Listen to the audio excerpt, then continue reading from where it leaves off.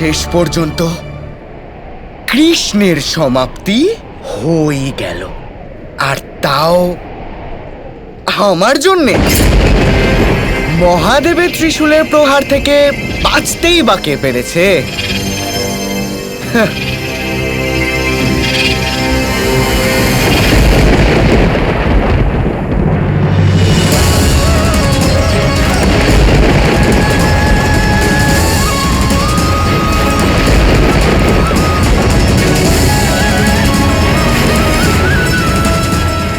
কৃষ্ণ,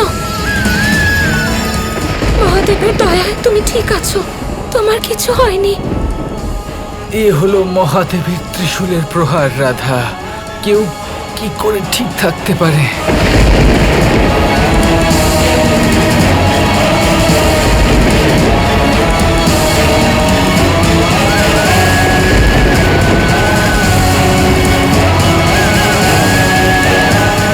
কৃষ্ণ, এটা কি হচ্ছে তোমার?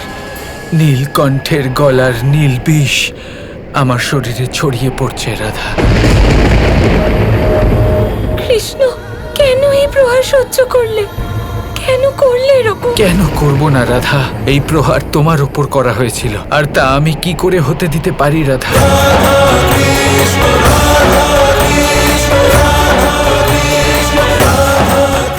এবার কি হবে কৃষ্ণ? আমি তোমার এই ক্ষতস্থান কিভাবে সারিয়ে তুলি? মহাদেবের ত্রিশূলের প্রহারের উপাচার কোথা থেকে আনবো? মহাদেবের ত্রিশূলের প্রহারের উপাচার স্বয়ং মহাদেবকেই করতে হবে রাধা, আর কেউ করতে পারবে না। কিন্তু আমার এই মুহূর্তে শাম্বর জন্য চিন্তা হচ্ছে রাধা। গুরু সন্দীপনী অত্যন্ত শক্তিশালী। যদি উনি শাম্বর এই কর্মের বিষয় জানতে পারেন তাহলে কে জানে কি করবেন।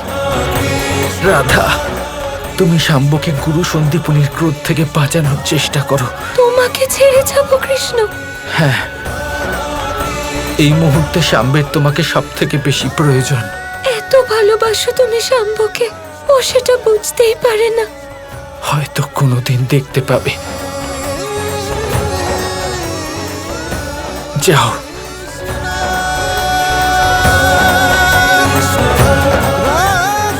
যাও রাধা।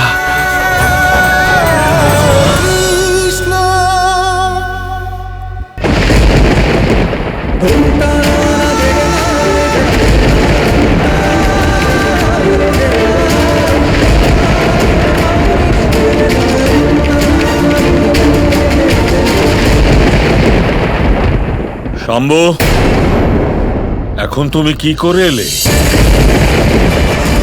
কি? আমি কি করলাম? যা হবার ছিল সেটাই হয়েছে। শাম্বু, আমার ধৈর্যের পরীক্ষা নিও না। বলো আমাকে, কি করেছো তুমি? বলো। আমি বললাম তো আচার্য যে আমি কিছু করিনি। নিজের গুরুকে মিথ্যে বলতে নেই শাম্ব।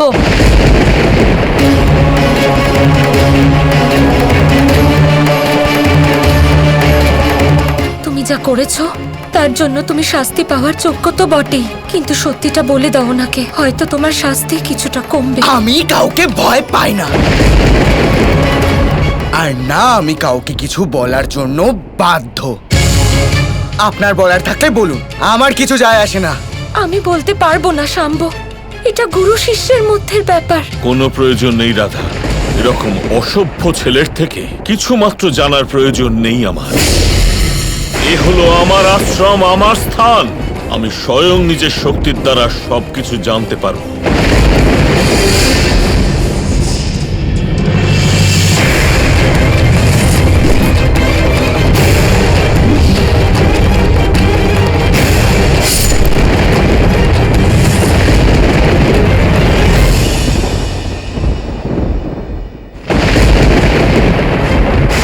মহাদেব, কৃষ্ণ তো এই বিষ থেকে মুক্তি পেতে পারেন, তাই না? গৌরী, যে নারায়ণ সমগ্র সংসারে অমৃতের প্রসার ঘটান, ওনার আবার বিষকে কিসের ভয়? উনি নিশ্চয়ই ঠিক হয়ে যাবেন। মহাদেব, এরকম কেন হচ্ছে? কেন কৃষ্ণ এই বিষের সাথে লড়াই করছেন না? যদি শ্রীকৃষ্ণ চান তাহলে উনি কিছুক্ষণের মধ্যেই বিষ নষ্ট করে দিতে পারেন, কিন্তু উনি এরকম করছেন না কেন?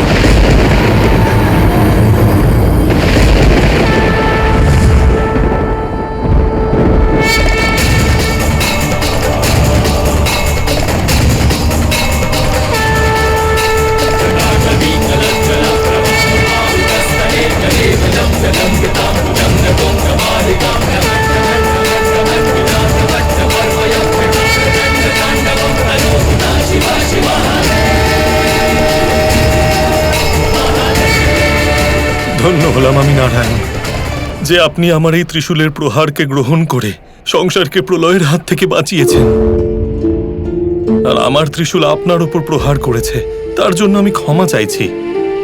আপনার কাছে আর কোনো পথ ছিল না মহাদেব, কিন্তু আপনি এই বিষ কেন ত্যাগ করছেন না? কারণ যদি আমি এরকম করতাম তাহলে আপনার শক্তি আমার আরাধ্যের শক্তির অপমান হতো, আর আমি এরকম কি করে হতে দিতে পারি মহাদেব? আর আমার ত্রিশূল দ্বারা আপনি প্রহৃত হলে তো আমার মান বাড়বে না নারায়ণ।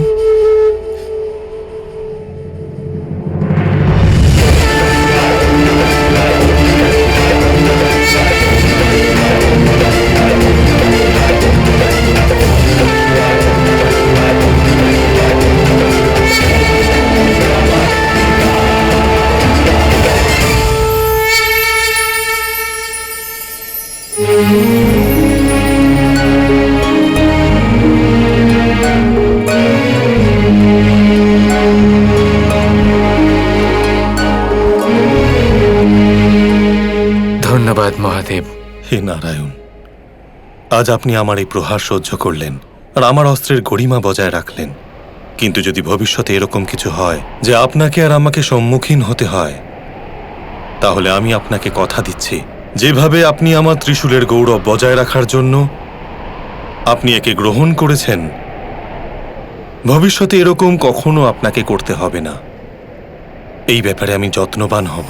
আপনাকে ধন্যবাদ আমার আরাধ্য। শাম্বু, তুমি এত বড় অপরাধ করেছো।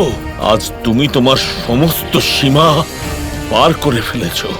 তুমি না শুধুমাত্র এই আশ্রমের গৌরব ভঙ্গ করেছো, বরং নিজের পিতা কৃষ্ণকেও অপমান করেছো। এর দণ্ড তোমাকে পেতেই হবে, অবশ্যই পেতে হবে। না আচার্য, আপনার ক্রোধ নিয়ন্ত্রণ করুন, কোনো অনর্থ যেন না হয়। অনর্থ হবে না, অনর্থ ঘটানোর দণ্ড পাবে। আমি সন্দীপনী ঋষি তোমায় অভিশাপ দিচ্ছি। দাঁড়ান আচার্য,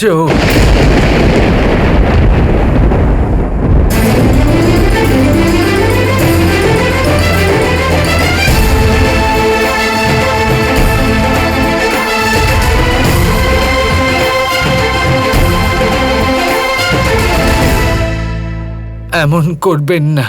এটা জেনেও যে আমাদের শাম্বু কত বড় অপরাধ করেছে, তুমি আমাকে থামতে বলছো আচার্য অচ্যুতা? আমি জানি, কিন্তু একটা শেষ সুযোগ দিতে পারেন ওকে আচার্য। কখনোই নয়।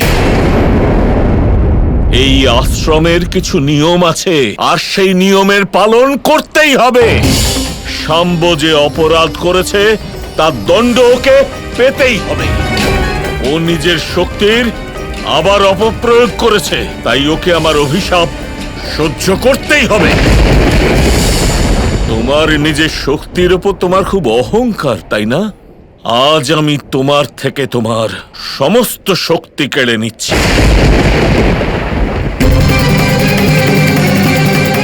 আমি তোমার থেকে তোমার সমস্ত শক্তি গুরু দক্ষিণা হিসেবে নিলাম শাম্বু। আজকের পর তুমি এক শক্তিহীন ব্যক্তির মতোই থাকবে।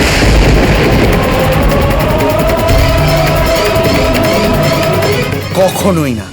আপনার জানা নেই যে আমার শক্তি হলো অনন্ত। সেটা আমার থেকে কেউ কেড়ে নিতে পারবে না, আপনিও না।